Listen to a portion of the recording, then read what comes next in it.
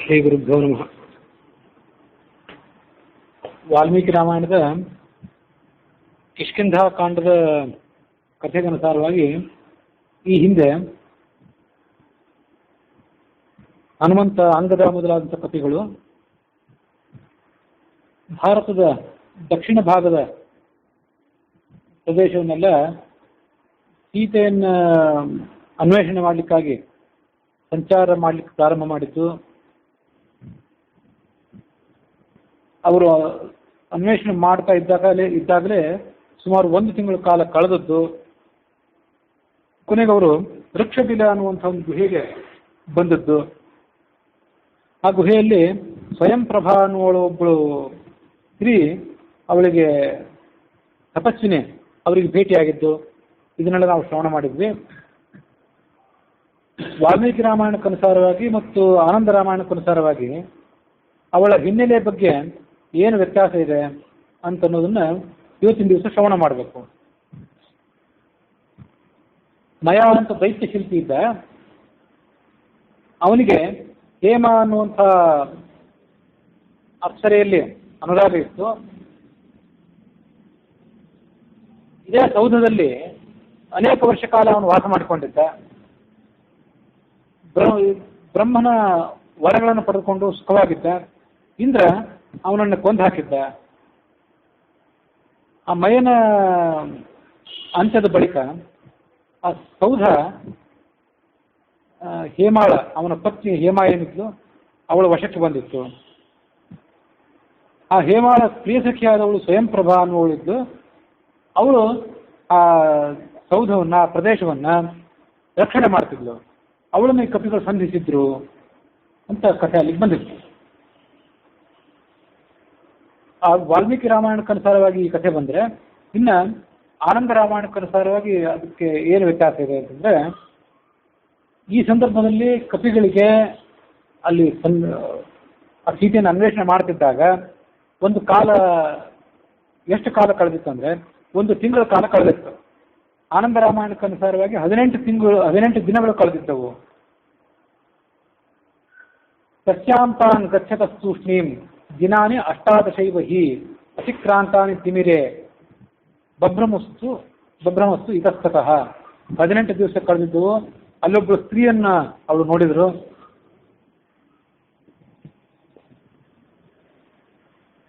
ಆ ಸ್ತ್ರೀ ಅವಳಿಗೆ ತನ್ನ ಕಥೆಯನ್ನೆಲ್ಲ ಹೇಳಿದ್ಲು. ವಿಶ್ವಕರ್ಮನ ಮಗಳು ಹೇಮಾ ಅಂತನವಳು ಒಬ್ಬಳಿದ್ಲು. ಅವಳು ಒಮ್ಮೆ ಈಶ್ವರನ ಎದುರಿಗೆ ನರ್ತನ ಸೇವೆ ಮಾಡಿದ್ಲು. ನರ್ತನ ಸೇವೆ ಮಾಡಿ ಭಗವಂತನನ್ನ ಸಂತೋಷಗೊಳಿಸಿದ್ಲು. ಅವಳ ನರ್ತನ ಸೇವೆಯಿಂದ ಸಂತುಷ್ಟನಾಗಿ ಈಶ್ವರ ಆ ಹೇಮಾ ಅನ್ನುವಳಿಗೆ ಈ ಪುರವನ್ನು ಕೊಟ್ಟ. ಈ ಅದ್ಭುತವಾದ ಪ್ರದೇಶ ಏನಿತ್ತು ಇದನ್ನು ಅವಳ ವಶಕ್ಕೆ ಕೊಟ್ಟ. ಅವಳು ಸುದೀರ್ಘ ಕಾಲ ಅಲ್ಲಿ ವಾಸ ಮಾಡಿಕೊಂಡಿದ್ಲು. ವಾಸ ಮಾಡಿಕೊಂಡಿದ್ದು ಕೊನೆಯ ಕ್ಷಣದಲ್ಲಿ ಅವಳು ಅಲ್ಲಿಂದ ತೆರಳುವಾಗ ಈ ಸ್ತ್ರೀ ಏನಿದ್ಲಲ್ಲ, ಸ್ವಯಂ ಪ್ರಭಾ ಅನ್ನುವಳು, ಇವಳನ್ನು ಕರೆದು ಹೇಳಿದ್ಲು, ನಾನು ಇಲ್ಲಿಂದ ಈ ಜಾಗದಿಂದ ಇಲ್ಲಿ ತೆರಳೋರಿದ್ದೇನೆ, ನೀನು ಇಲ್ಲೇ ಇದ್ದು ರಾಮನನ್ನು ನಿರೀಕ್ಷೆ ಮಾಡಿಕೊಂಡಿರು. ರಾಮನನ್ನು ದರ್ಶನ ಮಾಡಿಕೊಂಡು ರಾಮನಿಗೆ ಪೂಜೆ ಮಾಡಿ ಆಮೇಲೆ ನನ್ನ ಬಳಿಗೆ ಬಾ ಅಂತ ಹೀಗೆ ಹೇಮಾ ಈ ಸ್ವಯಂ ಪ್ರಭಾ ಅನ್ನೋಳಿಗೆ ಹೇಳಿದ್ಲು. ಹೇಮಾಯ ಪರಿಚಾರಿಕ ವಾಲ್ಮೀಕಿ ರಾಮಾಯಣಕ್ಕನುಸಾರವಾಗಿ ಸಖಿ ಅಂತ ಬಂದಿತ್ತು. ಆನಂದ ರಾಮಾಯಣಕ್ಕನುಸಾರವಾಗಿ ಪರಿಚಾರಿಕ, ಸೇವಕಿ. ಆ ಹೇಮಾ ಅನ್ನೋಳಿಗೆ ಸ್ವಯಂ ಪ್ರಭಾ ಅನ್ನೋಳು ಸೇವಕಿಯಾಗಿದ್ಲು. ಇನ್ನು ನಾನು ರಾಮನ ದರ್ಶನಕ್ಕಾಗಿ ಹೋಗೋಳಿದ್ದೇನೆ, ನೀವು ಯಾತಕ್ಕಾಗಿ ಇಲ್ಲಿ ಬಂದಿದ್ದೀರಿ, ನಿಮ್ಮ ಕಥೆ ಹೇಳಿ ಅಂತ ಅವಳು ಈ ಕಪಿಗಳನ್ನು ಪ್ರಶ್ನೆ ಮಾಡಿದ್ಲು. ಸಪ್ತಸ್ಯ ವಚನಂ ಶ್ರುತ್ವ ಮತ್ವಾ ಸ್ವೀಯ ದಿನವ್ಯಯಂ ತಾಮೂಚುರು ವಾನರಾ ಸರ್ವೇ ನಸ್ತ್ವಂ ಕುರು ಗೃಹಾತ್ ಬಹಿಃ. ಆ ಕಪಿಗಳೇನು ಮಾಡಿದ್ರು, ಅವಳ ಮಾತನ್ನು ಕೇಳಿ ಅವಳಿಗೆ ಹೀಗೆ ಮುಂದಿನಂತೆ ಪ್ರಶ್ನೆ ಹೇಳಿದರು. ನಾವು ಈಗಾಗಲೇ ಇಲ್ಲಿ ಬಂದು 18 ದಿವಸ ಕಳೆದು ಹೋಗಿದೆ. ಸೀತೆಯನ್ನು ಅನ್ವೇಷಣೆ ಮಾಡಬೇಕಾಗಿದೆ. ಇನ್ನು ನಮಗೆ ಈ ಗುಹೆಯಿಂದ ಹೊರಗೆ ತಪ್ಪಿಸ್ಕೊಂಡು ಹೋಗಬೇಕಾಗಿದೆ. ಒಳಗೆ ಹೇಗೋ ಬಂದುಬಿಟ್ವಿ, ಇನ್ನು ಹೊರಗೆ ಹೋಗಬೇಕಾಗಿದೆ. ನಮ್ಮನ್ನು ಇಲ್ಲಿಂದ ಹೊರಗೆ ಕಳಿಸು ನೀನು ಅಂತ ಅವಳನ್ನು ಕೇಳ್ಕೊಂಡ್ರು. ವಾಲ್ಮೀಕಿ ರಾಮಾಯಣಕ್ಕನುಸಾರವಾಗಿ ನಿನ್ನೆ ಎಲ್ಲಿ ಕಥೆ ಮುಕ್ತಾಯ ಆಗಿತ್ತು ಅಂದರೆ, ನಿಮಗೆ ಬಾಯಾರಿಕೆ ಆಗಿದೆ, ಹಸಿವಾಗಿದೆ, ಇಲ್ಲಿದ್ದಂಥ ನೀರನ್ನು ಕುಡಿಯಿರಿ, ಭಕ್ಷ್ಯ ಭೋಜ್ಯಗಳನ್ನು ಸೇವನೆ ಮಾಡಿ, ಅದಾದ್ಮೇಲೆ ನಿಮ್ಮ ಆಗಮನದ ಕಾರಣವನ್ನು ಹೇಳಿ ಅಂತ ತಂದಿದ್ಲು ಅವಳು. ಅದರಂತೆ ಅವರು ಆಹಾರ ಸ್ವೀಕಾರ ಮಾಡಿ ನೀರು ಕುಡಿದು ವಿಶ್ರಾಂತಿ ತಗೊಂಡ ಮೇಲೆ ಅವಳು ಹೇಳಿದ್ಲು, ನೀವು ಬಂದ ಕಾರಣ ಹೇಳಿದ್ರು. ಆಗ ಹನುಮಂತ ರಾಮ ಸೀತೆಯನ್ನು ದಂಡಕಾರಣ್ಯದಲ್ಲಿ ಕಳ್ಕೊಂಡದ್ದು, ಆಮೇಲೆ ಸುಗ್ರೀವನಿಗೂ ರಾಮನಿಗೂ ಸಖ್ಯ ಏರ್ಪಟ್ಟದ್ದು, ಮುಂದೆ ಸುಗ್ರೀವನ ಸೈನ್ಯ ಸೀತೆಯನ್ನು ಅನ್ವೇಷಣೆ ಮಾಡಲಿಕ್ಕಾಗಿ ಎಲ್ಲ ಕಡೆ ಹೋಗಿದ್ದು, ಸೈನ್ಯದ ಒಂದು ಭಾಗ ದಕ್ಷಿಣ ದಿಕ್ಕಿಗೆ ಬಂದದ್ದು, ಇದನ್ನೆಲ್ಲವನ್ನು ತಿಳಿಸ್ಕೊಟ್ಟ. ನಾವು ಎಲ್ಲ ಕಡೆ ಸೀತೆಯನ್ನು ಅನ್ವೇಷಣೆ ಮಾಡಿದ್ವಿ, ನಮಗೆಲ್ಲೂ ಕೂಡ ಸೀತೆ ಸಿಗಲಿಲ್ಲ. ಈ ಗುಹೆಯ ಒಳಗಡೆಯಿಂದ ಸಾರಸ ಪಕ್ಷಿಗಳು, ಹಂಸ ಪಕ್ಷಿಗಳು ಹೊರಗೆ ಬರ್ತಾ ಇದ್ವು. ಅವುಗಳ ಮುಖ ಒದ್ದೆ ಆಗಿತ್ತು, ಕಾಲು ಒದ್ದೆ ಆಗಿತ್ತು. ಹಾಗಾಗಿ ಅವು ಒಳಗಿರುವಂಥ ನೀರನ್ನು ಸೇವನೆ ಮಾಡಿ ಹೊರಗೆ ಬರ್ತಿದ್ದರು ಅಂತ ನಾವು ಆಲೋಚನೆ ಮಾಡಿದ್ವಿ. ಅದಕ್ಕಾಗಿ ನಾನು ನನ್ನ ಸಂಗತಿಗಳಿಗೆ ಏನು ಹೇಳಿದೆ, ಹನುಮಂತ ಕಥೆಯನ್ನು ಮುಂದುವರಿಸಿದೆ. ನಾವು ಈ ಗುಹೆ ಒಳಗೆ ಪ್ರವೇಶ ಮಾಡೋಣ. ನನ್ನ ಮಾತಿನಂತೆ ಎಲ್ಲರೂ ಒಪ್ಪಿದ್ರು. ಒಬ್ಬರ ಕೈಯನ್ನು ಮತ್ತೊಬ್ಬರು ಹಿಡ್ಕೊಂಡ್ವಿ, ತಪ್ಪಿಸ್ಕೊಂಡು ಹೋಗಬಾರ್ದಲ್ಲ ಒಳಗೆ ಗುಹೆಯೊಳಗೆ. ಅದಕ್ಕಾಗಿ ಒಬ್ಬರ ಕೈ ಒಬ್ಬರನ್ನು ಹಿಡಿದು ಈ ಗುಹೆಯೊಳಗೆ ನಾವು ಪ್ರವೇಶ ಮಾಡಿದ್ವಿ. ಸ್ವಲ್ಪ ದೂರ ಹೋದ್ಮೇಲೆ ಒಂದು ಆಳವಾದ ಹಳ್ಳ ಬಿದ್ದು ಬಿಟ್ಟು, ಸೀತೆಯನ್ನು ಹುಡ್ಕೊಂಡು ನಮ್ಮ ಕರ್ತವ್ಯ, ಆ ಕಾರ್ಯಕ್ಕಾಗಿ ನಾವು ಇಲ್ಲಿಗೆ ಬಂದಿದ್ವಿ. ನೀನು ಕೊಟ್ಟಂಥ ಭಕ್ಷ್ಯ ಭೋಜ್ಯಗಳನ್ನು, ಕಂದ ಮೂಲ ಫಲಗಳನ್ನು ಸ್ವೀಕಾರ ಮಾಡಿದ್ವಿ. ನೀನು ಮಾಡಿದ ಉಪಕಾರಕ್ಕೆ ನಾವೇನು ಪ್ರತ್ಯುಪಕಾರ ಮಾಡಬೇಕು ಅದನ್ನು ಹೇಳು, ವಾನರ ಕೆಲಸ ನೀನು ಮಾಡಿಕೊಡ್ತಾರೆ ಅಂದ ಹನುಮಂತ. ಆಗ ಅವಳು ಹೇಳಿದ್ಳು, ಸರ್ವೇಷಾಂ ಪರಿತುಷ್ಟಾಸ್ಮಿ ವಾನರಾಣಾಂ ತರಸ್ವಿನಾಂ ಚರಂಚ ಮಮ ಧರ್ಮೇಣ ನ ಕಾರ್ಯಂ ಇಹ ಕೇನಚಿತ್. ನಾನು ತಪಸ್ವಿನಿ, ಧರ್ಮದಿಂದ ಜೀವನ ಮಾಡಿಕೊಂಡಿದ್ದವಳು, ನಿಮ್ಮಿಂದ ನಮ್ಗೆ ಆಗಬೇಕಾದ ಕಾರ್ಯ ಏನಿಲ್ಲ. ಆಗ ಹನುಮಂತ ಹೇಳಿದ, ಆಯ್ತು, ನಾವೆಲ್ಲರೂ ನಿನಗೆ ಶರಣಾಗತರಾಗಿದ್ದೇವೆ. ಸುಗ್ರೀವ ಕೊಟ್ಟದ ಅವಧಿ ಈಗ ಮುಗಿದು ಹೋಗಿದೆ, ನಮ್ಮ ಆಯುಷ್ಯನೂ ಕಳೆದು ಹೋಗಿದೆ, ನಮ್ಮನ್ನು ನೀನು ಬಿಡುಗಡೆ ಮಾಡಬೇಕು. ಆಗ ಸ್ವಯಂಪ್ರಭಾ ಕಪಿನಾಯಕರಿಗೆ ಹೇಳಿದ್ರು, ಈ ಬಿಲಕ್ಕೆ ಒಳಗೆ ಬಂದ ಮೇಲೆ ಹೊರಗೆ ಹೋಗೋದು ಕಷ್ಟ ಸಾಮಾನ್ಯರಿಗೆ, ಆದರೆ ನಾನು ನನ್ನ ತಪಸ್ಸಿನ ಪ್ರಭಾವದಿಂದ ನೀವು ಹೊರಗೆ ಹೋಗ್ಲಿಕ್ಕೆ ವ್ಯವಸ್ಥೆ ಮಾಡ್ತೇನೆ. ನೀವೆಲ್ಲರೂ ಕಣ್ಣು ಮುಚ್ಕೊಳ್ಳಿ, ನಿಮೀಲೈತೆ ಚಕ್ಷುವಂಶಿ, ಕಣ್ಣು ಮುಚ್ಕೊಳ್ಳಿ, ನಾನು ನಿಮ್ಮನ್ನು ಹೊರಗೆ ಕಳಿಸ್ತೇನೆ. ಎಲ್ಲ ಕಪಿಗಳು ತಮ್ಮ ಎರಡೂ ಕೈಗಳಿಂದ ತುಂಬ ಕಣ್ಣು ಮುಚ್ಕೊಂಡ್ರು. ಒಂದು ರೆಪ್ಪೆ ಬಡಿಯೋ ಕಾಲದಲ್ಲೇ ಅವರೆಲ್ಲ ಹೊರಗೆ ಬಂದರು. ಅವರ ಜೊತೆಯಲ್ಲಿ ಅವರು ಬಂದಿದ್ರು, ಆ ಸ್ವಯಂಪ್ರಭಾ ಅನ್ನೋಳು. ಅಲ್ಲಿ ದೂರದಲ್ಲಿ ನೋಡಿ ವಿಂಧ್ಯ ಪರ್ವತ ಕಾಣ್ತಾ ಇದೆ, ಈ ಕಡೆ ಪ್ರಸ್ರವಣ ಪರ್ವತ ಕಾಣ್ತಿದೆ, ಈ ಕಡೆ ಸಮುದ್ರ ಕಾಣಿಸ್ತಿದೆ ದಕ್ಷಿಣ ದಿಕ್ಕಿನಲ್ಲಿ. ನಿಮಗೆಲ್ಲ ಪ್ರದೇಶಗಳು ಪರಿಚಯ ಮಾಡಿಕೊಟ್ಟಿದ್ದೇನೆ, ನಿಮ್ಮನ್ನು ಹೊರಗೆ ಬಿಟ್ಟಿದ್ದೇನೆ, ಇನ್ನು ನೀವು ನಿಮ್ಮ ಕೆಲಸವನ್ನು ಮಾಡಿಕೊಳ್ಳಿ ಅಂತ ಹೇಳಿ ಅವಳ ಬಿಲದೊಳಗೆ ಹೊರಟು ಹೋಗಿಬಿಟ್ಲು.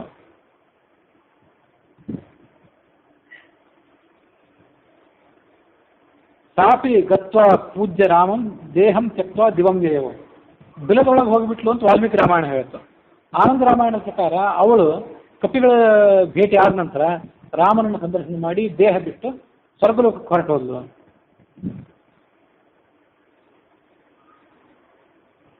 ಈ ಕಡೆ ಆ ಕಪಿಗಳು ಸಮುದ್ರದ ಕಡೆಗೆ ತಿರುಗಿದ್ರು, ಸಮುದ್ರವನ್ನು ನೋಡಿದರು.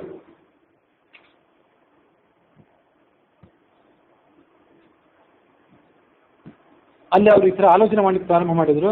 ಇನ್ನು ನಮ್ಮ ಜೀವನ ಮುಗೀತು, ಅವಧಿ ಅಂತ ಮುಗಿದಿದೆ, ಸುಗ್ರೀವ ನಮ್ಮನ್ನು ಬಿಡೋದಿಲ್ಲ ಅಂತ ಆಲೋಚನೆ ಮಾಡಿದರು. ಹಂಗದ ಆ ಮುಂದಿನಂತೆ ಕಪಿಗಳಿಗೆ ಹೀಗೆ ಮುಂದಿನ ಮಾತನ್ನು ಹೇಳಿದ. ಎಷ್ಟೋ ಜನ ವಾನರರು ಅಷ್ಟೊತ್ತಿಗೆ ಮೂರ್ಛೆ ಹೋಗಿ ಕೆಳಗೆ ಬಿದ್ದು ಬಿಟ್ಟಿದ್ರಂತೆ. ದಣಿವು, ಭಯ, ಶಂಕೆ ಆ ಕಾರಣದಿಂದ ನೆಲದ ಮೇಲೆ ಬಿದ್ದು ಬಿಟ್ಟಿದ್ರು ಮೂರ್ಛೆ ಹೋಗಿ. ಆಗ ಅವರಿಗವನು ಹೇಳಿದ, 1 ತಿಂಗಳು ಕಳೆದು ಹೋಗಿದೆ, ಇನ್ನು ನಾವು ಮುಂದೆ ಏನು ಮಾಡಬೇಕು ಅನ್ನೋದನ್ನು ನೀವೆಲ್ಲ ಆಲೋಚನೆ ಮಾಡಬೇಕು. ಸುಗ್ರೀವರ ರಾಜನ ಅಪ್ಪಣೆಯನ್ನು ಸ್ವೀಕಾರ ಮಾಡಿ ನಾವು ಆಶ್ವಯುಜ ಮಾಸದಲ್ಲಿ ನಮ್ಮ ಕಿಷ್ಕಿಂಧಾನಗರಿಂದ ಹೊರಗೆ ಬಂದ್ವಿ. ಇದೀಗ 1 ತಿಂಗಳು ಕಳೆದು ಹೋಗಿದೆ, ನಾವೆಲ್ಲರೂ ಸಾಯೋ ಪರಿಸ್ಥಿತಿನೇ ಬಂದಿದೆ. ಈಗ ನಾವೇನು ಮಾಡಬೇಕಾಗೋದ್ರಿಂದ ನನ್ನ ಆಲೋಚನೆ ಪ್ರಕಾರ ಪ್ರಾಯೋಪವೇಶ ಮಾಡಿಬಿಡೋಣ, ಉಪವಾಸ ಮಲ್ಕೊಂಡು ಬಿಡೋಣ, ಜೀವ ಯಾವಾಗ ಹೋಗ್ಲಿ ತಾನೆ. ಸುಗ್ರೀವ ಸ್ವಭಾವತಃ ಕ್ರೂರಿಯಾದವನು, ನಾವು ಅವನು ಹೇಳಿದಂಥ ಕೆಲಸವನ್ನು ಮಾಡಲಿಲ್ಲ ಅಂಥವ್ರಿಗೆ ಮರಣದಂಡನೆ ಅವನು ಕೊಟ್ಟೇ ಬಿಡ್ತಾನೆ. ನಮಗೆ ಇವತ್ತಿಲ್ಲಿ ಪತ್ನಿಯರಿಲ್ಲ, ಪುತ್ರರಿಲ್ಲ, ಐಶ್ವರ್ಯ ಇಲ್ಲ, ಮನೆ ಇಲ್ಲ, ಮಠ ಇಲ್ಲ, ಏನೂ ಇಲ್ಲ. ನಾವು ಹಾಗೆ ಅಲ್ಲಿಗೆ ಹೋಗ್ಬಿಟ್ರೆ ಸುಗ್ರೀವ ನಮ್ಮನ್ನು ಬಿಡೋದಿಲ್ಲ. ಸುಗ್ರೀವನಿಗೆ ಸ್ವಭಾವತಃ ನನ್ನ ವಿಷಯದಲ್ಲಿ ಏನು ಪ್ರೀತಿ ಇಲ್ಲ, ಏನು ನನ್ನವನು ಅಂತ ಮಮತೆ ಇಲ್ಲ. ನಾನು ಅವನಿಗೆ ಸ್ವಂತ ಮಗ ಅಲ್ಲ. ಸುಗ್ರೀವ ನನ್ನನ್ನು ಯುವರಾಜನನ್ನಾಗಿ ಮಾಡಬೇಕು ಅಂತ ಅಪೇಕ್ಷೆಯನ್ನು ಇಟ್ಕೊಂಡಿರಲಿಲ್ಲ. ರಾಮ ಹೇಳಿದ ಅಂತ ಮಾಡಿದ, ರಾಮನ ಒತ್ತಾಯಕ್ಕಾಗಿ. ಸುಗ್ರೀವನಿಗೆ ವಾಲಿ ವೈರಿಯಾಗಿದ್ದ. ವಾಲಿಯ ಮಗ ನಾನು ವೈರಿನೇ. ಯಾವುದಾದ್ರೂ ಸಮಯ ಸಿಕ್ಕಾಗ ಈ ಅಂಗದನನ್ನು ಶಿಕ್ಷೆಗೆ ಒಳಪಡಿಸಬೇಕು ಅಂತ ಸುಗ್ರೀವ ಕಾಯ್ತಿದ್ದ. ಅಂತ ಒಂದು ಸಂದರ್ಭ ಈಗ ಬಂದುಬಿಟ್ಟಿದೆ ಅವನಿಗೆ. ನನ್ನನ್ನು ಅವನು ಶಿಕ್ಷೆಗೆ ಒಳಪಡಿಸ್ತಾನೆ, ಕೊಂದೇ ಬಿಡ್ತಾನೆ. ಈ ಸ್ನೇಹಿತರನ್ನ, ಬಂಧು ಬಾಂಧವರನ್ನ, ಇವರೆಲ್ಲ ಕಟ್ಕೊಂಡು ನನಗೇನಾಗಬೇಕಾಗಿದೆ? ಈಗ ಅವನು ತನ್ನ ಸಂಕಟದ ಮಾತನ್ನು ಹೇಳಿದ. ಆಗ ಕಪಿಗಳೇನು ಹೇಳಿದರು? ಅಂಗದ, ನೀನು ಹೇಳಿದ ಸರಿಯಾಗಿದೆ. ಸುಗ್ರೀವದ ಸ್ವಭಾವತಃ ಕ್ರೂರಿಯಾದವನು. ರಾಮನಿಗೆ ಏನು ಕೆಲಸ ಆಗಬೇಕಾಗಿದೆ, ಸುಗ್ರೀವನಿಗೆ ಏನಾಗಬೇಕಾಗಿದೆ, ಇದೆಲ್ಲ ಸ್ವಲ್ಪ ನಾವು ವಿಚಾರ ಮಾಡಬೇಕು. ಸುಗ್ರೀವನಿಗೆ ರಾಜ್ಯ ಸಿಕ್ಕಿದೆ, ಇನ್ನು ಅವನಿಗೆ ಆಗಬೇಕಾದ್ದೇನಿಲ್ಲ. ರಾಮನಿಗೆ ಸೀತೆಯನ್ನು ಪಡ್ಕೊಳ್ಬೇಕಾದ್ರೆ ಒಂದು ಗುರಿ, ಏನಾದರೂ ಮಾಡಿ ರಾವಣನ ಕೊಲ್ಲಬೇಕು, ಸೀತೆಯನ್ನು ಪಡ್ಕೊಳ್ಬೇಕು, ಈಗ ಅವನದೊಂದು ಗುರಿ. ಅಂತೂ ಅವರವರೆಲ್ಲರೂ ತಮ್ಮ ತಮ್ಮ ಕಾರ್ಯದಲ್ಲಿ ಆಸಕ್ತರಾದವರು. ನಮ್ಮ ಬಗ್ಗೆ ಯಾರು ಕಾಳಜಿ ವಹಿಸ್ತಾರೆ, ನಮ್ಮ ಯೋಗಕ್ಷೇಮವನ್ನು ಯಾರು ನೋಡ್ತಾರೆ? ಹಾಗಾಗಿ ನೀನು ಹೇಳಿದ್ದೆಲ್ಲ ಸರಿಯಾಗಿದೆ, ನಾವು ಪ್ರಾಯೋಗಿಕ ಮಾಡಿಬಿಡೋಣ, ನಮಗಿನ್ನು ಬೇರೆ ಹಾದಿ ಇಲ್ಲ ಅಂದ್ರೆ ಅವರು. ಸುಗ್ರೀವ ರಾಮನ ಕಡೆಯಿಂದ ಉಪಕಾರ ಪಡೆದುಕೊಂಡಿದ್ದ. ರಾಮನಿಗೆ ಮತ್ತೆ ಉಪಕಾರ ಮಾಡಬೇಕಾದ್ರೆ ಸೀತೆಯನ್ನು ಏನಾದರೂ ಮಾಡಿ ಅನ್ವೇಷಣೆ ಮಾಡಲೇಬೇಕು, ಇಲ್ಲೇ ರಾಮ ಮತ್ತೆ ಕುಪಿತ ಆಗಿಬಿಡ್ತಾನೆ. ಅದಕ್ಕಾಗಿ ರಾಮನಿಗೆ ಪ್ರಿಯ ಮಾಡಲಿಕ್ಕಾಗಿ ಸುಗ್ರೀವ ನಮ್ಮೆಲ್ಲರೂ ದಂಡನೆ ಒಳಪಡಿಸ್ತಾನೆ. ಸುಗ್ರೀವನ ಸೈನ್ಯದಲ್ಲಿ ನಾವೇ ಪ್ರಧಾನರು, ಅದಕ್ಕಾಗಿ ನಮ್ಮನ್ನು ದಕ್ಷಿಣ ದಿಕ್ಕಿಗೆ ಕೊಟ್ಟು ಕಳಿಸಿದ್ದ. ಇನ್ನೂ ಸ್ವಲ್ಪ ಕಾಲ ಸಾಧ್ಯ ಆದರೆ ಸೀತೆಯನ್ನು ಅನ್ವೇಷಣೆ ಮಾಡೋಣ, ಸಿಕ್ಕರೆ ಸಿಕ್ಕಳು, ಇಲ್ಲದೇ ಇದ್ರೆ ಪ್ರಯೋಪವೇಶ ಮಾಡಿ ಪರಲೋಕಕ್ಕೆ ಹೋಗಿಬಿಡೋಣ ನಾವೆಲ್ಲ. ಆಗ ತಾರ ಏನು ಹೇಳಿದ? ತಾರ ಅಂದರೆ ಸುಗ್ರೀವನು, ಅವನು ಈ ಅಂಗದನಿಗೆ ಸೋದರ ಮಾವ. ವಾಲಿಯ ಪತ್ನಿ ತಾರ ಇದ್ದಲ್ಲ, ಅವಳ ಸೋದರ ಅವನು. ಈ ಅಂಗದನಿಗೆ ಸೋದರ ಮಾವ. ನೀವೆಲ್ಲ ದುಃಖ ಪಡಬೇಡಿ,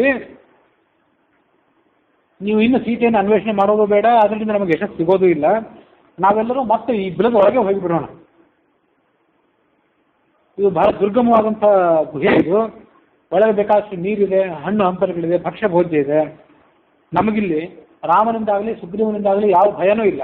ನಾವಿಲ್ಲಿ ಬಂದಿದ್ದೇವೆ ಅಂತ ರಾಮನಿಗೂ ಗೊತ್ತಾಗೋದಿಲ್ಲ, ಸುಗ್ರೀವನಿಗೂ ಗೊತ್ತಾಗೋದಿಲ್ಲ. ಹಾಗಾಗಿ ಸುಗ್ರೀವನ ಕೈ ಶಿಕ್ಷೆಯನ್ನು ತಪ್ಪಿಸ್ಕೊಳ್ಬೇಕು ಅಂದರೆ ಈ ಗುಹೆಯೊಳಗೆ ನಾವು ಪ್ರವೇಶ ಮಾಡಿಬಿಡೋಣ. ಆ ಕಪಿಗಳೆಲ್ಲ ಆಗಲಿ ಅಂದರು, ಹೋಗೇ ಬಿಡೋಣ ಒಳಗೆ ಅಂತ ಹೇಳಿದ್ರು ಅವರು.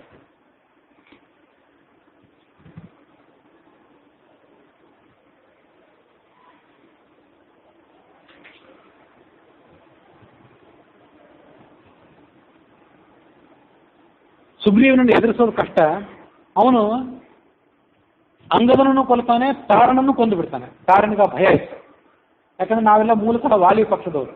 ಈಗೇನೋ ಯಾವುದೋ ಕಾರಣಕ್ಕಾಗಿ ಒಟ್ಟಾಗಿ ಇದ್ದಿರಬಹುದು, ಮೂಲತಃ ವಾಲಿಯ ಕಡೆಯವರು ನಾವು. ನಮ್ಮನ್ನೆಲ್ಲ ಸಂದರ್ಭ ನೋಡಿ ಕೊಂದು ಬಿಡ್ತಾನೆ ಅವನು.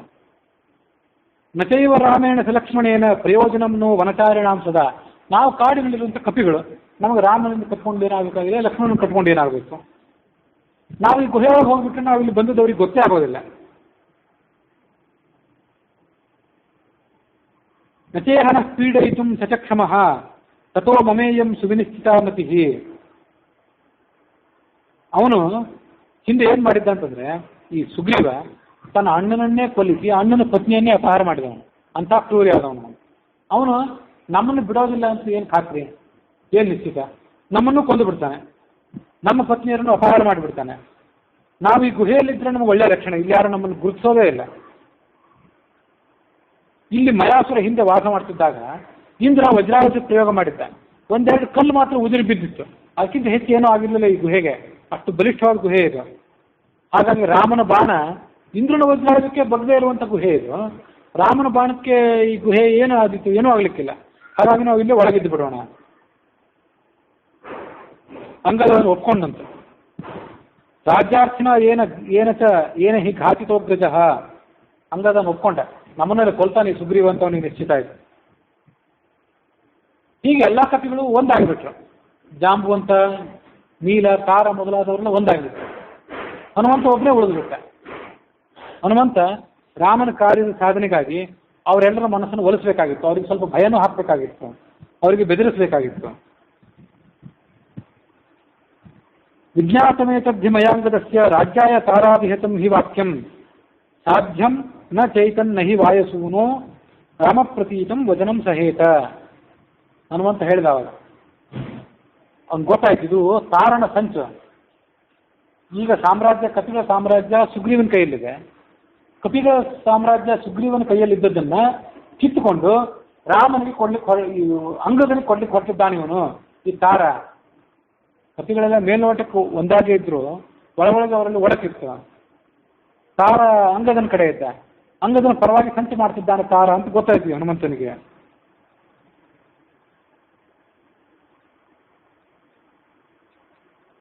ಅವನ ಸಂಚು ಏನಿತ್ತಂತಂದ್ರೆ, ಸುಗ್ರೀವ ರಾಮನಿಗೆ ಪ್ರತಿಜ್ಞೆ ಮಾಡಿದಾನೆ, ಆಶ್ವಾಸನೆ ಕೊಟ್ಟಿದ್ದಾನೆ, ಸೀತೆಯನ್ನು ಏನಾದರೂ ಮಾಡಿ ಹುಡುಕಿಕೊಡ್ತೇನೆ ಅಂತ. ಈಗ 1 ತಿಂಗಳು ಅವಧಿ ಕೊಟ್ಟ. ಈ ಅವಧಿಯೊಳಗೆ ಸೀತೆಯನ್ನು ಹುಡುಕೋದು ಆಗಲಿಲ್ಲ. ಈ ತಾರ, ಅಂಗದ ಮೊದಲಾದವರೆಲ್ಲ ಗುಹೆಯೊಳಗೆ ಬಚ್ಚಿಟ್ಕೊಂಡಿರ್ತಾರೆ. ಸೀತೆಯನ್ನು ಹುಡುಕುವಂಥ ಕೆಲಸ ವ್ಯರ್ಥ ಆಗಿಬಿಡುತ್ತೆ. ಸೀತೆಯನ್ನು ಹುಡುಕೋ ಕೆಲಸ ವ್ಯರ್ಥ ಆಗಿಬಿಟ್ರೆ ರಾಮ ಕುಪಿತ ಆಗಿ ಸುಗ್ರೀವನನ್ನು ಕೊಂದು ಬಿಡ್ತಾನೆ. ಇದೆಲ್ಲ ಆಲೋಚನೆ ಮಾಡಿದಂಥ ಕಪಿಗಳು, ಆ ವಾಲಿ ಕಡೆಯವರು. ರಾಮ ಸುಗ್ರೀವನನ್ನು ಕೊಂದು ಬಿಟ್ಟ ಮೇಲೆ ಅಂಗದ ಹೊರಗೆ ಬರ್ತಾನೆ. ಹೊರಗೆ ಬಂದು ಸುಗ್ರೀವನ ಕೈಯಿಂದ ಆಗದೇ ಇರೋ ಕೆಲಸವನ್ನು ನಾನು ಮಾಡಿಕೊಡ್ತೇನೆ, ನನಗೆ ಸಾಮ್ರಾಜ್ಯ ಬೇಕು ಅಂತಾನೆ. ಹೀಗೆ ಸಾಮ್ರಾಜ್ಯದ ಆಸೆಯಿಂದ ಅಂಗದ, ತಾರ ಇವರೆಲ್ಲರೂ ಮಾಡಿರುವಂಥ ಸಂಚಿದು ಅಂತ ಹನುಮಂತನಿಗೆ ಗೊತ್ತಾಯ್ತು. ಆಗ ಅವನೇನು ಹೇಳಿದ, ನೀವೆಲ್ಲ ಒಟ್ಟಾದ್ರೂ ನನ್ನನ್ನು ಎದುರಿಸಲಾರವಿ, ನನ್ನ ಶಕ್ತಿಗೆ ನಿಮ್ಮ ಶಕ್ತಿ ಈಡಲ್ಲ, ನೀವು ಮಾಡಿರುವಂಥ ಸಂಚು ಈಡೇರೋದಿಲ್ಲ. ಅವನು ಹೇಳಿದ ಕಪಿಗಳಿಗೆ. ತಾರನಂಥ ಮೂರ್ಖರ ಮಾತನ್ನು ಕೇಳಿ ವಾಲಿ ಹಾಳಾದ, ಅದನ್ನು ನೀವು ತಿಳ್ಕೊಳ್ಬೇಕು. ವಾಲಿಯನ್ನು ಸುಗ್ರೀವ ಕೊಲಿಸಲಿಲ್ಲ. ವಾಲಿ ಸತ್ತದ್ದು ತಾರ ಮೊದಲಾದಂಥ ಮೂರ್ಖರಾದಂಥ ಮಂತ್ರಿಗಳ ಸಲಹೆಯನ್ನು ಕೇಳಿ. ರಾಮನ ವಿರುದ್ಧವಾದಂಥ ಯಾವುದೇ ಕೆಲಸವನ್ನು ನೀವು ಮಾಡಲಿಕ್ಕೆ ಹೊರಟ್ರೆ ಈ ವಾಯುಪುತ್ರ ಹನುಮಂತ ಅದನ್ನು ಸಹಿಸೋದಿಲ್ಲ, ನಿಮಗೆ ಎಚ್ಚರಿಕೆ ಅಂತ ಅವರಿಗೆ ಆತ ಬೆದರಿಸಿದ. ನಾವು ಮಾತಾಡಿದಂತೆ ಹನುಮಂತ ಈ ಮುಂದಿನಂತೆ. ಅಂಗದನ ಶಕ್ತಿ ಹೆಚ್ಚಾಗ್ತಿರೋದನ್ನು ಗಮನಿಸಿದ ಅವನು. ಈ ಕಪಿಗಳೆಲ್ಲ ಅಂಗದನ ಕಡೆ ಹೊರಟುಬಿಟ್ಟಿದ್ರು. ಅಂಗದನ ಕಡೆ ಜನಸಂಖ್ಯೆ ಹೆಚ್ಚಾಯಿತು, ಅವನ ಬಹುಮತ ಹೆಚ್ಚಾಯಿತು.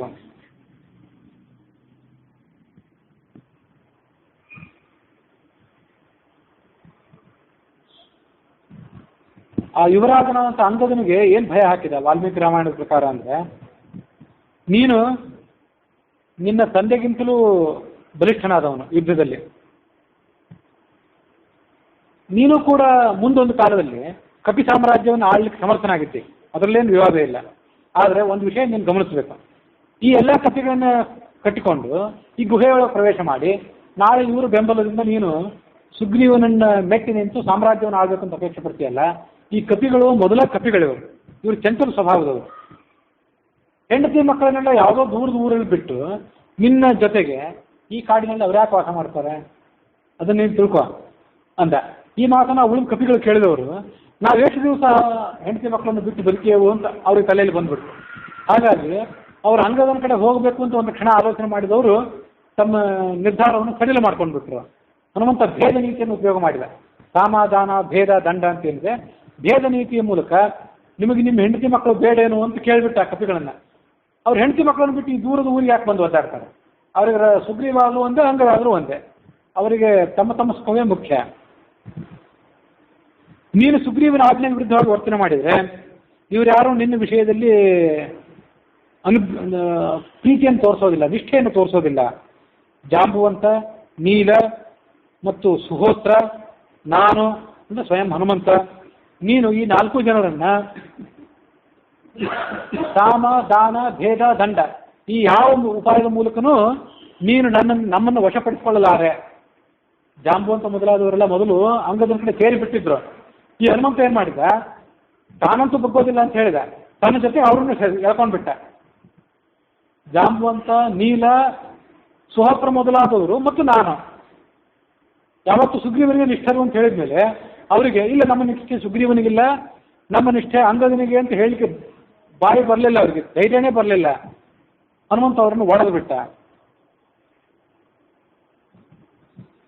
ಬಲಿಷ್ಠರಾದವರು ದುರ್ಬಲ ಜೊತೆ ವಿರೋಧ ಕಟ್ಕೊಳ್ಬಹುದು, ಆದರೆ ಬಲಹೀನರಾದವರು, ಕಡಿಮೆ ಬಲ ಇದ್ದವರು ದುರ್ಬಲ ಜೊತೆ ವಿರೋಧ ಕಟ್ಕೊಳ್ಳೋದು ಉಚಿತ ಅಲ್ಲ. ಕಾರಣ ಮಾತನ್ನು ಕೇಳಿ ಈ ಬಿಲ ನಿನಗೊಂದು ಒಳ್ಳೆಯ ಸುರಕ್ಷೆಯ ತಾಣ ಆಗ್ಬೋದು ಅಂತ ನೀನು ಆಲೋಚನೆ ಮಾಡಿದ್ದಿ. ಆದರೆ ರಾಮನನ್ನು ಬಿಡು, ರಾಮನ ಪರಾಕ್ರಮ ಇನ್ನೂ ಹೆಚ್ಚಿಂದು. ಲಕ್ಷ್ಮಣನ ಪರಾಕ್ರಮಕ್ಕೆ ಈ ಗುಹೆ ಯಾವುದೇ ರೀತಿ ಸರಿಸಾಟಿ ಅಲ್ಲ. ಇಂದ್ರನ ವಜ್ರಾಯುಧಕ್ಕಿಂತ ಬದಲೇ ಇರಬಹುದು, ಆದರೆ ಲಕ್ಷ್ಮಣನ ಬತ್ತಳಿಕೆಯಲ್ಲಿ ಇನ್ನೂ ಹೆಚ್ಚಿನ ಶಕ್ತಿಯುಳ್ಳಂಥ ಅಸ್ತ್ರಗಳಿವೆ. ಅವನು ಈ ಗುಹೆಯನ್ನು ನುಚ್ಚು ನೂರು ಮಾಡ್ತಾನೆ, ಅದನ್ನು ನೆನಪಿಟ್ಕೋ.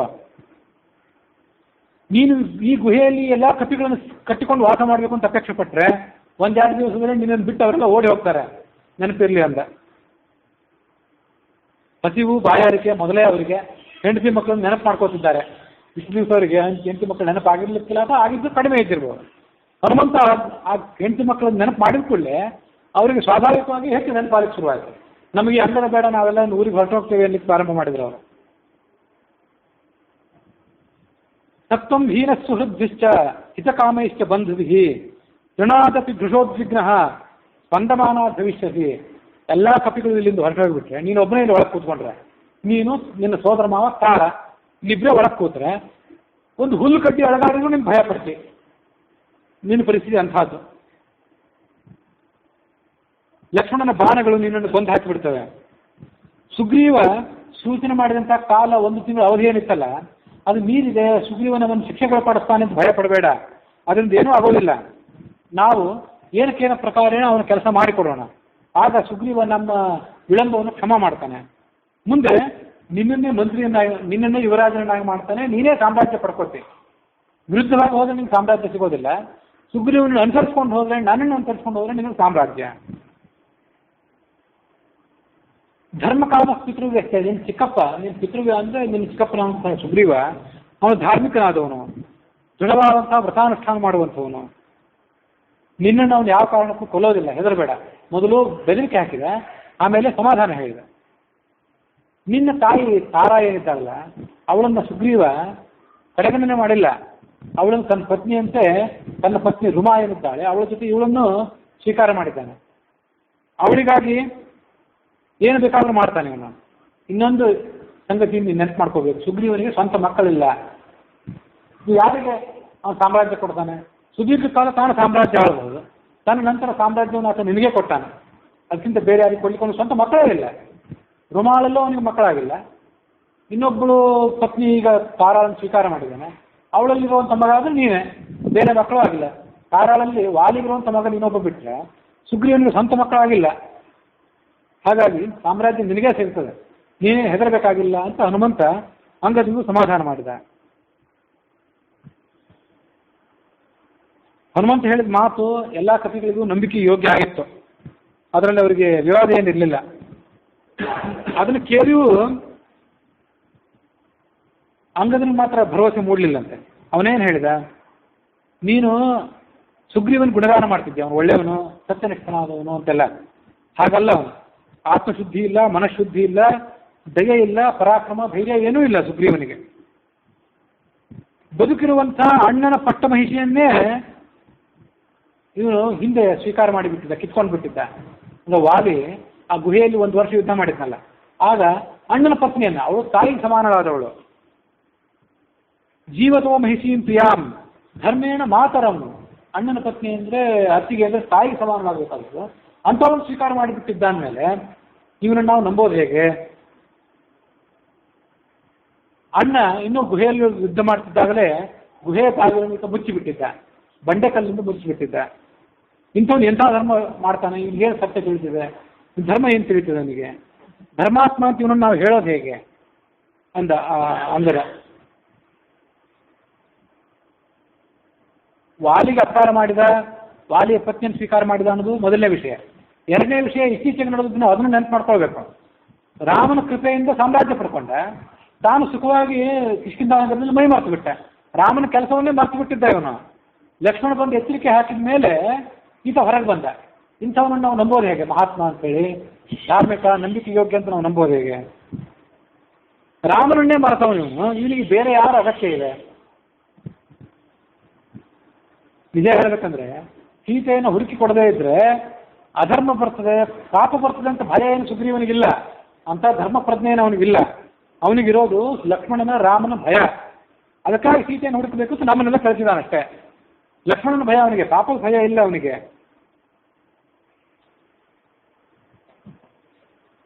ಅಂಥ ಚಂಚಲ ಮನಸ್ಕ ಪಾಪಿಷ್ಠ ಅವನು, ಕೃತಜ್ಞ. ಅವನ ಕಡೆ ನಾವು ವಿಶ್ವಾಸ ಇಡೋದು ಹೇಗೆ? ಈಗ ಅವನಿಗೆ ಮಕ್ಕಳಿಲ್ಲ ಅಂತೀವಿ, ಹೌದು. ಮುಂದೆ ಅವನಿಗೆ ಮಕ್ಕಳು ಆಗೋದಿಲ್ಲ ಅಂತ ಏನು ನಿಶ್ಚಿತ?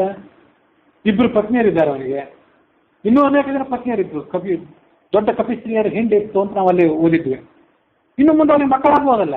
ತನಗೆ ಸ್ವಂತ ಮಕ್ಕಳಾದರೆ ಅವರನ್ನೇ ಸಾಮ್ರಾಜ್ಯದಲ್ಲಿ ಕೂಡಿಸ್ತಾನೆ. ನನ್ನ ನೆನಪು ಅವನಿಗೆ ಯಾಕೆ ಬರ್ತದೆ? ಮುಂದೆ ಶತ್ರುವಿನ ಕುಲದಲ್ಲಿ ಹುಟ್ಟಿರುವಂಥ ನಾನು, ವಾಲಿ ಅವನಿಗೆ ಹಿಂದೆ ಶತ್ರು, ಅವನ ಮಗ ನಾನು, ನನ್ನನ್ನು ಯಾಕೆ ಅವನು ಬದುಕಲಿಕ್ಕೆ ಬಿಡ್ತಾನೆ? ಕೊಂದು ಹಾಕಿಬಿಡ್ತಾನೆ.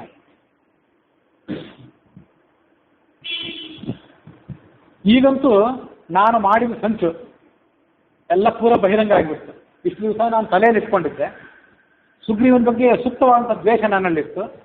ಈಗ ನಾನು ದೂರ ಬಂದಿದ್ದೇನಾದ್ರಿಂದ ಸುಗ್ರೀವನ ಬಗ್ಗೆ ನನಗಿರುವಂಥ ಅಸಮಾಧಾನವನ್ನು ವ್ಯಕ್ತವಾಗಿ ಹೇಳ್ಕೊಂಡೆ. ಭಿನ್ನ ಮಂತ್ರ, ನನ್ನ ಮಂತ್ರಾಲೋಚನೆಲ್ಲ ಒಡೆದು ಹೋಯ್ತು, ಎಲ್ಲರಿಗೂ ತಿಳಿದು ಬಿಡ್ತು. ಇನ್ನುವೇನಂತೂ ಇದನ್ನ ಯಾರು ಸುಗ್ರೀವನಿಗೆ ಹೋಗಿ ಹೇಳ್ತಾರೆ, ಅವನಿಗೆ ಬೇಕಾದವರು. ಸುಗ್ರೀವನ ನಾನು ಬಿಡೋದೇ ಇಲ್ಲ, ಕೊಂದೇ ಹಾಕಿಬಿಡ್ತಾನೆ. ನನ್ನ ಮಂತ್ರಾಲೋಚನೆ, ನನ್ನ ದುರಾಲೋಚನೆ, ನನ್ನ ಸಂಚು ತಿಳಿತು. ಸುಗ್ರೀವ್ ಹೇಳಿ ಕೆಲಸ ಮಾಡಲಿಲ್ಲ ಅನ್ನೋದು ಎರಡನೇ ಅಪರಾಧ. ನಮ್ಮಲ್ಲೇ ಒಳಕಾಗಿರೋದ್ರಿಂದ ನನ್ನ ಶಕ್ತಿನೂ ಕುಗ್ಗಿತ್ತು. ನನ್ನ ಜೊತೆ ಯಾರಿಗಾರೀಗ ಭಾಳ ಅಂದ್ರೆ ನನ್ನ ಸೋದರ ಮಾವ ತಾರ ಇರ್ಬೋದು. ಅದನ್ನು ಬಿಟ್ಟು ಬೇರೆ ಯಾರೂ ಇಲ್ಲ. ಹನುಮಂತ ಇಲ್ಲ, ಹನುಮಂತನಂತೂ ಮೊದಲೇ ಇಲ್ಲ. ಜಾಂಬುವಂತ ಉಳಿದವರನ್ನೆಲ್ಲ ಹನುಮಂತ ತನ್ನ ಕಡೆಗೆ ಎಳ್ಕೊಂಡು ಬಿಟ್ಟಿದ್ದಾನೆ. ನಾನೀಗ ದುರ್ಬಲ, ಕಿಷ್ಕಿಂದೆಗೆ ನಾನೇ ಯಾಕೆ ಬರಲಿ? ಸುಗ್ರೀವ ನನ್ನನ್ನು ಬಹಿರಂಗವಾಗಿಯೇ ಶಿಕ್ಷೆಗೊಳಪಡಿಸ್ಬೋದು, ನೇಣು ಶಿಕ್ಷೆಗೊಳಿಸ್ಬೋದು, ಅಥವಾ ಯಾರಿಗೂ ಗೊತ್ತಾಗದಂತೆ ರಾತ್ರಿ ನನ್ನ ಕುತ್ತಿಗೆಯನ್ನು ಕತ್ತರಿಸಿ ಹಾಕಿಬಿಡ್ಬೋದು. ಸುಗ್ರೀವನಿಗೆ ಭಯಪಟ್ಟು ಅವನ ಕೈಯಿಂದ ಮರಣವನ್ನು ಒಪ್ಪೋದು ಅಥವಾ ನನ್ನನ್ನು ಸೆರೆಯಲ್ಲಿ ಇಡಿಸ್ಬೋದು. ಅದನ್ನೆಲ್ಲ ಮಾಡೋಕ್ಕಿಂತ ನಾನು ಈ ಸಮುದ್ರ ತೀರದಲ್ಲಿ ಪ್ರವೇಶ ಮಾಡಿಬಿಡ್ತೇನೆ, ಉಪವಾಸ ಮಲಗಿಬಿಡ್ತೀನಿ, ಯಾವಾಗ ಕಾಯ್ತೇನೆ. ನೀವೆಲ್ಲ ನಿಮ್ಮ ಮನೆಗೆ ಹೋಗಿ ಅಂದ್ಬಿಟ್ಟ. ನಾನು ಕಿಷ್ಕಿಂಧ ಪಟ್ಟಣಕ್ಕೆ ಬರೋದಿಲ್ಲ, ನಾನು ಸಾಯೋದೇ ನನಗೆ ಉಚಿತ ಅಂದ್ಬಿಟ್ಟ ಅವನು.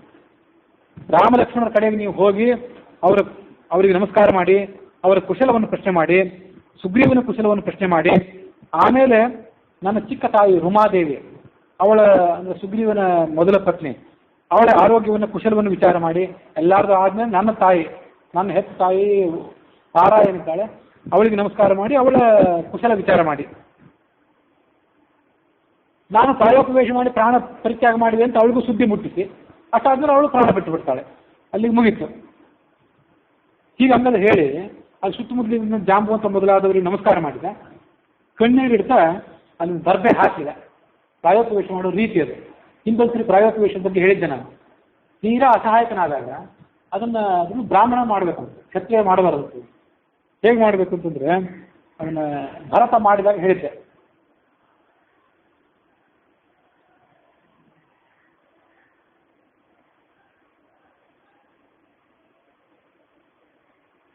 ಬ್ರಾಹ್ಮಣನಾದವನು ಯಾರಿಗಾದ್ರೂ ಸಾಲ ಕೊಟ್ಟಿದ್ರೆ ಆ ಸಾಲ ತಗೊಂಡವರು ಸಾಲ ಹಿಂತಿರುಗಿಸದೇ ಇದ್ರೆ ಈ ಬ್ರಾಹ್ಮಣ ಏನು ಮಾಡಬಲ್ಲ?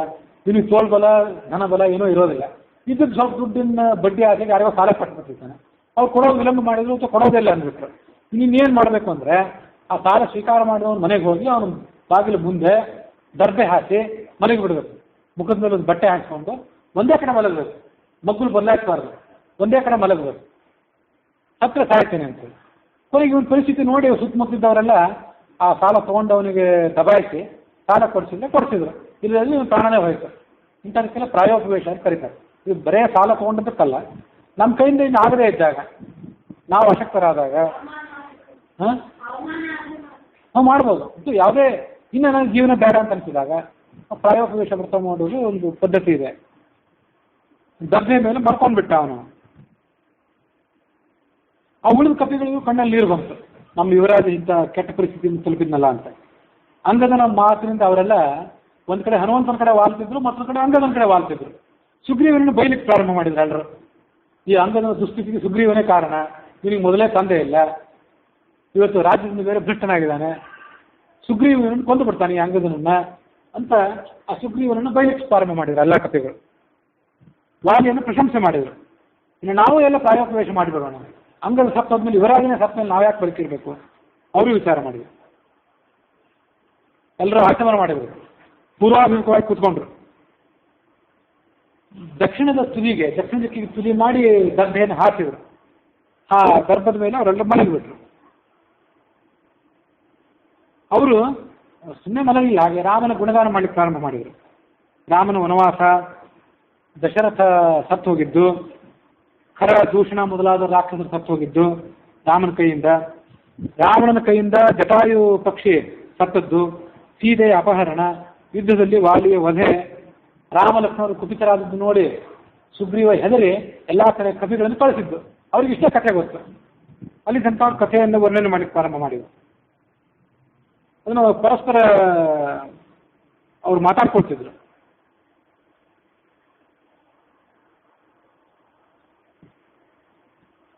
ಅವ್ರು ಹೀಗೆ ಮಾತಾಡ್ತಿದ್ದಾಗ ಅವರ ಮಾತು ಸುತ್ತಮುತ್ತ ಇರುವಂಥ ಬಂಡೆಕಲ್ಲು, ಪರ್ವತ ಅದಕ್ಕೆ ಪ್ರತಿಧ್ವನಿಸಿ ಅದೇ ಮಾತು ಅವರಿಗೆ ಕೇಳಲಿಕ್ಕೆ ಪ್ರಾರಂಭ ಆಯಿತು.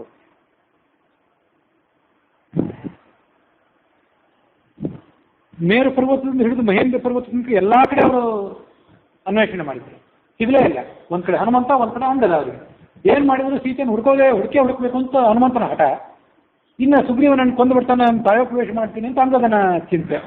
ಅವರಿಬ್ಬರ ನಡುವೆ ಈ ವಾನರೆಲ್ಲ ಸಿಕ್ಕಿ ಬಿದ್ದು ಬಿಟ್ಟಿದ್ರು. ಹಾಗಾಗಿ ಸೀತೆಯ ಕಾರ್ಯ ಮುಗೀತು, ನಾವಿನ್ನ ಪ್ರಾಯೋಪವೇಶ ಮಾಡೋಣ ಅಂತ ಅವ್ರು ಆಲೋಚನೆ ಮಾಡಿದ್ರು.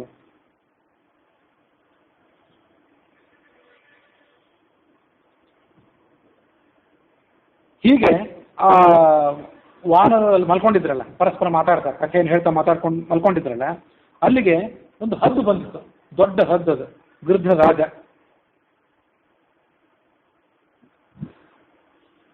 ಅವನ ಹೆಸರು ಸಂಪಾತಿ ಅಂತ. ಅವನು ಈ ಜಟಾಯುವಿನ ಸಹೋದರ. ಈಗ ರಾವಣನ ಕೈಯಿಂದ ಸತ್ತಿದ್ನಲ್ಲ, ಆ ಜಟಾಯುವಿನ ಸಹೋದರ ಅವನು. ವಿಂಧ್ಯ ಪರ್ವತದ ಗುಹೆಯಲ್ಲಿ ಆತ ವಾಸ ಮಾಡಿಕೊಂಡಿದ್ದ. ಅವನು ಹೊರಗೆ ಬಂದ, ಆ ಕಪಿಗಳನ್ನು ಅವನು ನೋಡಿದ. ಕಪಿಗಳು ನೋಡಿದ ಸಂತೋಷ ಆಯ್ತು. ಓ, ಲಕ್ಷಗಟ್ಟಲೆ ಕಪಿಗಳು ಎಲ್ಲ ಪ್ರಾಯೋಪವೇಶ ಮಾಡಿ ಸಾಯೋರಿದ್ದಾರೆ. ಸತ್ತ ನಾನು ಒಳ್ಳೆ ಊಟ, ಸತ್ತ ಪ್ರಾಣಿಗಳೇ ಊಟ ಅಲ್ಲ ಹದ್ದಿಗೆ. ಪೂರ್ವಕ್ಕೆ ನಂದೇನೋ ಹಿಂದಿನ ಅನ್ನೋದು ಪುಣ್ಯ ಇರಬೇಕು, ದೊಡ್ಡ ಪ್ರಮಾಣದ ಆಹಾರ ನನ್ನ ಕಡೆ ಅನಾಯಾಸವಾಗಿ ಬಂದಿದೆ. ಇವರೆಲ್ಲ ಬದುಕಿದ್ರೆ ಇವರನ್ನು ಕೊಂದು ತಿನ್ನೋದಂತೂ ಸಾಧ್ಯ ಇಲ್ಲ, ಮಹಾಬಲಿಷ್ಠರು ಇವರೆಲ್ಲ. ತಾವಾಗೆ ಸಾಯೋರಿದ್ದಾರೆ, ಇನ್ನು ನಾನು ಸಾಯ್ತೇನೆ, ನಾನು ಇವರನ್ನ ತಿಂದು ಬಿಡ್ತೇನೆ, ಒಂದಾದ್ರೂ ನಾನು ತಿಂತ ಹೋಗ್ತೀನಿ, ನನಗೆ ಬೇಕಾಷ್ಟು ದಿವಸ ಆಹಾರ ಸಿಕ್ತು. ಈ ನಡುವೆ ಆ ಪಕ್ಷಿಯ ಮಾತು ಹನುಮಂತ ಮೊದಲಾದವರಿಗೆ ಕೇಳಿತು ಕಪಿಗಳಿಗೆ.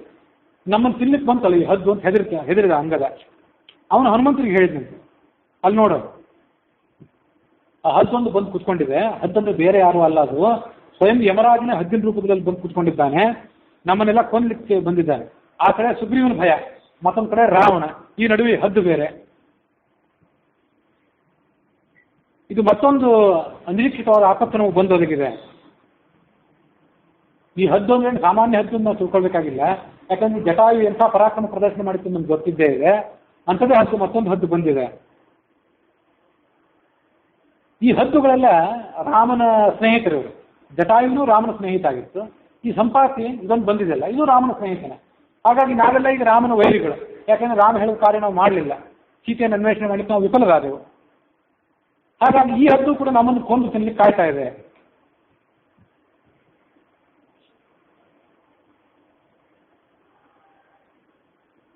ಇನ್ನು ನಾವೇನು ಮಾಡಬೇಕು, ಅದಕ್ಕೆ ಒಂದು ಆಲೋಚನೆ ಮಾಡೋಣ. ಇದಕ್ಕೆಲ್ಲರಿಗೂ ಮೂಲ ಕಾರಣ ಏನಂದ್ರೆ, ಆ ದಶರಥ ಕೈಗೆ ಕೊಟ್ಟಂತ ವರ. ಅವ್ರು ಅಲ್ಲಿಗೆ ಹೋದ್ರು. ಮತ್ತೆ ಹರಣೇನ ಚ ವೈದೇಶ್ಯಾಹ ಸಂಶಯಂ ಹರಯೋಗತಃ. ಆ ಒಂದು ವರದಾನ ಕಾರಣದಿಂದಾಗಿ ರಾಮ ಲಕ್ಷ್ಮಣ ಸೀತೆಯರು ವನವಾಸಕ್ಕೆ ಬರಬೇಕಾಯ್ತು, ಸೀತೆಯನ್ನು ಕಳ್ಕೋಬೇಕಾಯ್ತು, ವಾಲಿ ಸಾಯಬೇಕಾಯ್ತು. ಈ ಎಲ್ಲ ಅನರ್ಥಗಳಿಗೂ ಕೈಗೆ ದಶರಥ ಕೊಟ್ಟಂತ ವರವೇ ಕಾರಣ. ಈ ಎಲ್ಲ ಅಲ್ಲ ಉಪಯೋಗ ಆಯ್ತು. ಅದೇನಂದ್ರೆ ಅವರು ತಮ್ಮ ಮೂಗಿನ ನೀರಕ್ಕೆ ಅದು ಆಲೋಚನೆ ಮಾಡ್ತಿದ್ರು, ತಮ್ಮ ಸಂಕಟ ಅಷ್ಟೇ ಅವ್ರಿಗೆ. ಇನ್ನು ನಾನು ಸಾಯ್ತೇನಲ್ಲ ಅಂತ ಅಂಗದನ್ನು ಚಿಂತೆ, ಸುಗ್ರೀವನನ್ನು ಕೊಂದು ಬಿಡ್ತಾನಲ್ಲ, ಈ ಎಲ್ಲ ಅನರ್ಥಗಳಿಗೆ ಅದೇ ಮೂಲ ಅಂತ ಚಿಂತೆ. ಈಗ ಅವ್ರು ಪರಸ್ಪರ ಮಾತಾಡ್ತಿದ್ದಾಗ ಆ ಸಂಪಾತಿಗೆ ಆ ಜಟಾಯು ಸತ್ತ ಸುದ್ದಿ ಅನಿಸ್ತಿತ್ತು. ಸಹೋದರ ಅಲ್ಲ ಅವನು, ತನ್ನ ಸಹೋದರ ಎಲ್ಲೋ ಇದ್ದ ದೂರದಲ್ಲಿ ಸತ್ತ ಅನ್ನೋ ಸುದ್ದಿ, ರಾವಣನ ಕೈಯಿಂದ ಸತ್ತ ಅನ್ನೋ ಸುದ್ದಿ ಆ ಸಂಪಾತಿಗೆ ಅಂಗದ ಮೂಲಕವಾಗಿ ತಿಳಿಯಿತು. ಆಗ ಕಪಿಗಳು ನೋಡಿ ಅವನ ಮನಸ್ಸು ಕರೆಯುತ್ತಾನೆ, ತಿನ್ನಬೇಕು ಅಂತ ಕಾಯ್ತಿದ್ದ ಅವನು. ಆದರೆ ರಾಮನ ಕಾರ್ಯಕ್ಕಾಗಿ ಬಂದವರು ಇವರೆಲ್ಲ ಅಂತ ಗೊತ್ತಾದ್ಮೇಲೆ ಅವನ ಮನಸ್ಸು ಸ್ವಲ್ಪ ಕರಗಿತ್ತು, ವ್ಯಾಕುಲ ಆಯಿತು ಅವನ ಮನಸ್ಸು. ಅವನು ಆ ಕಪಿಗಳಿಗೆ ಹೇಳಿದ, ನೀವು ಯಾರು? ಅವನು ಯಾರು? ಆ ರಾಮನ ಗುಣಗಾನ ಮಾಡಿ ಆ ಜಟಾಯುವನು ಪಕ್ಷಿ ರಾವಣನ ಕೈಯಿಂದ ಸತ್ತಿತು ಅಂತ ಘೋಷಣೆ ಮಾಡ್ತಿದ್ದಾನಲ್ಲ, ಅವನು ಯಾರು? ಜಟಾಯು ಅಂದ್ರೆ ನನ್ನ ತಮ್ಮ, ಅವನು ಪ್ರಾಣಕ್ಕಿಂತಲೂ ಪ್ರಿಯನಾದವನು. ಅಂಥವನು ಸತ್ತ ಅನ್ನೋ ಸುದ್ದಿಯನ್ನು ಹೇಳುವವರು ಯಾರು? ನನಗೆ ಮನಸ್ಸಿಗೆ ತುಂಬ ವ್ಯಾಕುಲತೆ ಬಂದಿದೆ, ಹೇಳಿ. ಆ ಕಥೆಯನ್ನೆಲ್ಲ ದೀರ್ಘಕಾಲದ ಬಳಿಕ ನಾನು ಕೇಳ್ತಿದ್ದೇನೆ, ಅದನ್ನು ವಿವರವಾಗಿ ಹೇಳಿ ಅಂತ ಅವನು.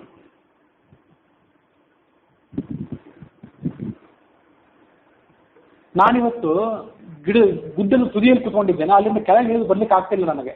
ಅವನಂದ ಆ ಸಂಪಾತಿ, ಯಾಕೆ ಕೆಳಗೆ ಬರ್ಲಿಕ್ಕೆ ಆಗ್ತಿಲ್ಲ ಅನ್ನೋ ಕಥೆ ಮುಂದೆ ನಾವು ಶ್ರವಣ ಮಾಡ್ತೀವಿ. ಅವನಿಗೆ ರೆಕ್ಕೆಗಳೆಲ್ಲ ಸುಟ್ಟೋಗಿತ್ತು ಅಂತಿದೆ, ಮುಂದೆ ಬರ್ತದೆ. ನೀವು ನನಗೆ ನಿಮ್ಮ ಕೈ ಹಿಡಿದು ನನ್ನನ್ನು ಕೆಳಗೆ ಕರ್ಕೊಂಡು ಬರಬೇಕು. ನನಗೆ ಇವತ್ತು ಕೆಳಗೆ ಬರುವಷ್ಟು ಶಕ್ತಿ ಇಲ್ಲ, ಹಾರುವಷ್ಟು ಶಕ್ತಿನೇ ಇಲ್ಲ. ಜಟಾಯುವಿನ ನಾಮ ಸಂಕೀರ್ತನೆಯನ್ನು ಮಾಡಿ ಬಹಳ ದಿವಸ ಆದ್ಮೇಲೆ ನನಗೆ ಇವತ್ತು ಸಂತೋಷ ಆಗಿದೆ. ಅದು ಹೇಗಾಯಿತು ಅನ್ನೋದನ್ನು ಹೇಳಿ. ನನ್ನ ರೆಕ್ಕೆಗಳು ಸೂರ್ಯನ ಪ್ರಭಾವದಿಂದಾಗಿ ಸುಟ್ಟು ಹೋಗಿವೆ. ಅದನ್ನು ಮುಂದೊಂದು ಕಡೆ ನಾವು ಮುಂದಿನ ಅಧ್ಯಾಯದಲ್ಲಿ ಅದನ್ನು ಶ್ರವಣ ಮಾಡ್ತೇವೆ. ಆ ರೆಕ್ಕೆಗಳು ಸುಟ್ಟು ಹೋಗಿದ್ದರಿಂದ ನಾನು ಒಂದು ಜಾಗದಿಂದ ಮತ್ತೊಂದು ಜಾಗಕ್ಕೆ ಹೋಗ್ಲಿಕ್ಕೆ ಅಸಮರ್ಥನಾಗಿದ್ದೇನೆ. ಹಾಗಾಗಿ ನೀವು ನನ್ನನ್ನು ಕೈ ಹಿಡಿದು ಕೆಳಗೆ ಕರ್ಕೊಂಡು ಬನ್ನಿ, ಆಮೇಲೆ ನಡೆದಂಥ ಕಥೆಯನ್ನೆಲ್ಲ ಹೇಳಿ ಅಂತ ಆ ಸಂಪಾತಿ ಆ ಕಪಿಗಳಿಗೆ ವಿನಂತಿ ಮಾಡಿದ ಅನ್ನೋಲ್ಲಿಗೆ ವಾಲ್ಮೀಕಿ ರಾಮಾಯಣದ ಕಿಷ್ಕಿಂಧಾಕಾಂಡದ 56ನೇ ಸರ್ಗ ಮುಕ್ತಾಯ ಆಗಿದೆ.